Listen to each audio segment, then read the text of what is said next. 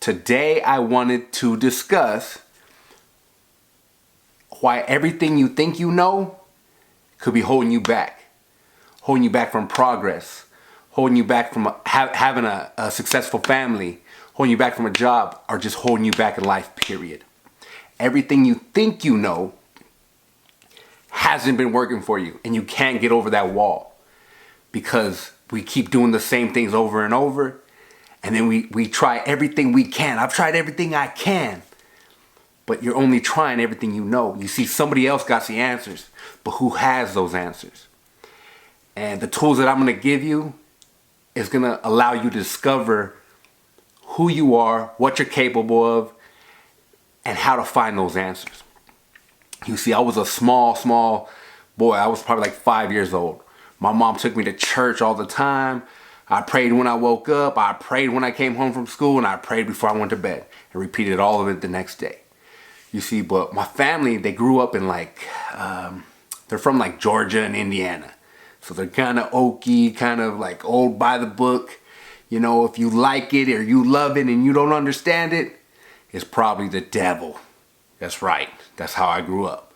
So if I don't understand it and I like it, or it comes in a different form, it's probably the devil. And I heard that growing up all my life. It's, oh, the devil comes in all forms. Be careful, because the devil comes in all forms. Anything they didn't understand, they were burning at the stake. And I'll fast forward to a time in my life where I had to take everything I knew and set it down, because something else helped me. Because I wasn't healing. I wasn't doing what I was supposed to do. And it took a very traumatic experience for me to set down everything I know and say anything anybody knows could be right and I could be wrong. You see, about 2 years ago, I got a knock on my door. It was two detectives. And they said, "Hey, Mr. Escobedo, can you come outside?" I said, "Sure." So what's this about? And they said, "Who is so-and-so to you?" I said, "Well, that's my ex-wife. She don't live here anymore. It's just me and my kids. We haven't seen her for like 2 months. I know she's making some bad choices right now. What's up?" I said, "You from CPS? What's going on? Why are you here about her?" And they said, "No, we're not from CPS. We're not looking for her. You see, I'm Detective so-and-so from the homicide unit, and we found your ex-wife's deceased body on the side of the road."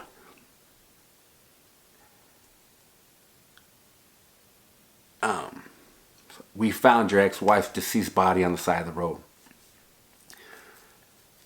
And my mind went into shock. Like, what? Like, oh man, like, how is this real? How is this real right now? This don't happen. I mean, in 2 seconds, I had 1,000 thoughts. But my main question was, how am I going to tell my kids that their mom is dead? How am I going to tell my kids that their mom is gone? And like the sharpest blade, man, from the sharpest sword, I told my kids. And I stabbed them right in the heart. Boom, boom, boom. I had to tell them what had happened to their mom.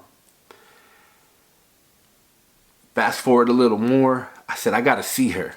I went to the corner and I said, I need to see her. And he said, "Nah, man, you don't want to see her. She's raw right now, bro. She's raw. And you don't want to see her. Trust me, man. Wait till the makeup's done and everything." I said, "Nah, you don't understand. If I got to walk down the aisle with my kids and they got to see their mom in a casket, I got to get this out the way." And he said, "Man, she's been shot in the head. She's raw. You don't want to see her." I did anyway. And at the time, I wish I wouldn't have at that time. But fast forward a little more, after I seen her, I had regretted it. Like I said, at that time, I started to have nightmares. I seen her. She was, gray and dead and whatever you want to say. She was that. Everything changed for me in that moment. And I didn't grieve in front of my kids. I didn't want to show weakness, because I wanted them to be able to be weak, and I had to be strong. And not grieving in front of my kids was the worst thing I could have ever did. If I had to deal with it, I'd leave. And I'd go to like a parking lot and I'd let mine out. But as far as them, like they see me, they would see me, and it was rough for them because I was holding everything inside, and like the darkest part of black, like if you ever just felt like a dark part of you start to grow and it starts to take over, that's what started to happen to me. And I could feel it, and it was definitely a force to be reckoned with, because my face started to twitch, my arms, my shoulders. I looked like I was on dope, like I was on drugs, and I assure you I wasn't, but I looked that way. My nerves were shot. And so what I did, you know what I mean? You think that, oh, the devil comes in all forms. The devil comes in all forms. What is this form? And it was like, man, so I went to my church and I prayed to my God. I went to somebody else's church and I prayed to my God. And not that my God didn't work, or it was my belief system. Something was off in my belief system. And I wasn't getting the healing that I needed. And at this point, my kids are looking at me scared for me. Like I'm about to get institutionalized, I think, in my head. And what I seen, one of my buddies had seen me, and I said, hey, I'm going to recommend this Buddhist meeting. I want you to go to this meeting. It's a Buddhist meeting, but I think it would benefit you, man, at the state that you're in. I said, a Buddhist meeting? Like, what? Like, I mean, that was everything against how I was taught. Remember, the devil comes in all forms. But I had nothing to lose at this point. I had to set down everything I knew and say, you know what? I could be wrong. Everything I know could be wrong, and everything you know could be right, because I was at a desperate point. And I went to this meeting. I show up, and there's all kinds of people there. And out of all these people comes this old lady. And she came up to me, and as soon as she stepped in my circle, I felt like she was hugging me. And nobody knew me there. I just showed up. Nobody knew my story. Nobody knew nothing about me. I had just showed up. I was brand new. And she says, listen, young man, can I share something with you? And it was like she knew what was going on, though. And she said, society doesn't set you up for loss. And everything you love and cherish will leave you, or you will leave it. That's what's promised. And I stepped back like, man, like, how does she know what to say? What happened was she could feel me in that room. She could feel my presence. She could feel the darkness. She could feel what I was going through. Whether she had went through it before or not herself, or came across others that have, she could feel me.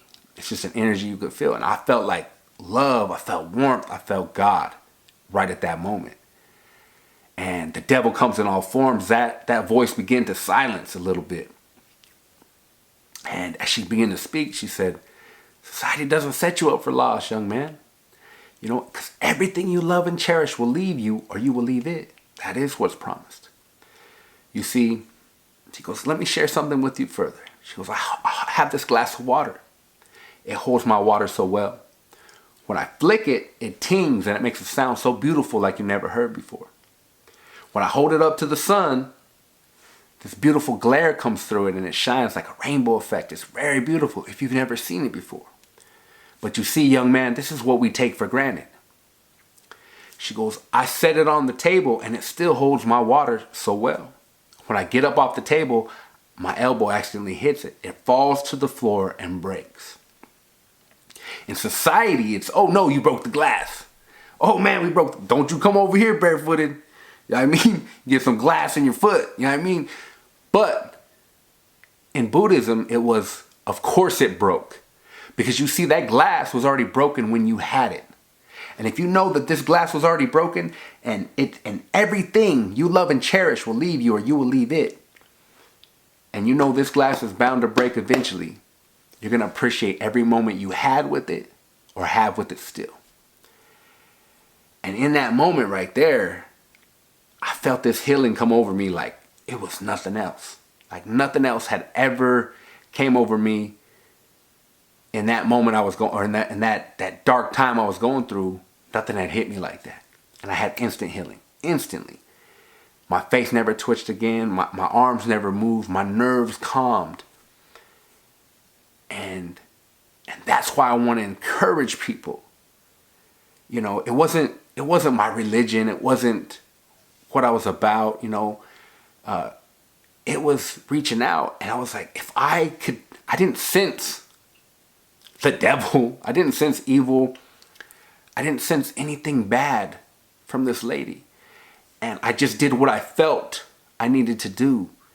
And it resulted in, I found God in other places than just my belief system, than just my religion, than just my closed mind. You know, and I set down everything I knew in a big way. I said, everything I know could be completely wrong, and everything you know could be completely right. And anything that anybody knows could be completely right. And I listened, and I began to reach out to other countries, and I reached out to other religions, other belief systems. And I found out that there's God and miracles every single where around this whole planet. It's not your belief system. It's everybody's belief system. That there's God in everything. There's good in everything. There's love in everything. And what happened was I had closed off my mind to something. And it was something great. You know what I mean? And it was something that didn't allow me to get over the walls I need to get over. You see, because we have these life walls. And these walls that we need to get over, the only thing that holds us back is us and our belief system. What we know, what we think we know. But we have to get over this wall, but we'll listen to everybody who ain't never been over that wall. To get to the other side, you know there's peace on the other side of the wall. You know there's healing. You know there's love. You know there's success. You know there's that job. Whatever it is, it's on the other side of that wall. But see, we carry around this big ass brick. And it's a brick of everything we think we know. It's how we're raised, our belief systems, anything that might have worked at one time in your life. Or worked for your parents one time in their life, or your grandparents, or whoever. And we carry it around with pride. No, this is everything I know. And then it's time to get over this wall. And you may get up and over this wall, but it took everything you got. And you ain't got no gas to go on. You ain't got no gas to enjoy what's on the other side of that wall. And that's the reason you're there anyway. But if we have understanding in ourselves, and that was a big thing for me, is that not just Buddhism, but just an open playground, man. It was everything to me. And I began to convert everything I knew into understanding. And if you realize that if you have enough understanding and the right understanding, saying everything I know could be wrong and everything you know could be right, you got to convert that understanding into water and be like water, flow like water. And you realize in these brick walls, these walls that we run into, that there's holes in all of them. And if you're like water, you're going to flow right through. And you get to the other side. And you ain't even got to climb. You ain't got to carry this brick. The most important thing is you got to open your mind. You got to open your heart. And you got to quit stepping into what you know. And you got to start stepping into what you feel.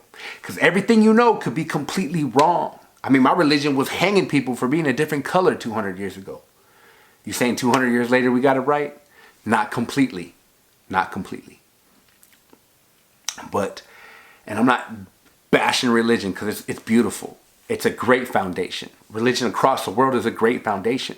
But there's somebody in every religion and every belief system that's standing up and saying, you know what, you're my people. I love you.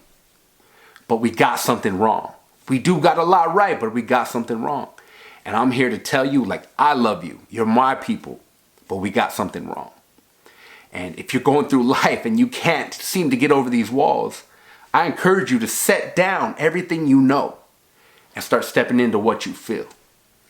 Because if you step into what you feel, the rewards are endless. Because what you feel is God. What you feel is right.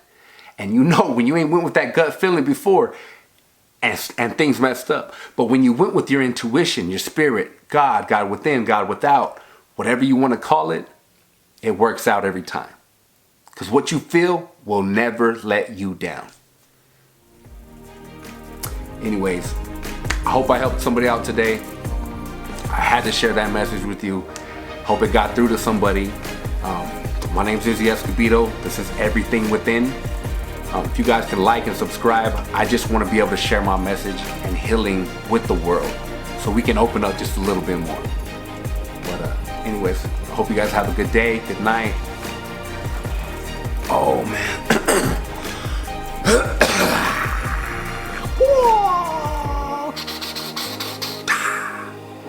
What's going on, YouTube?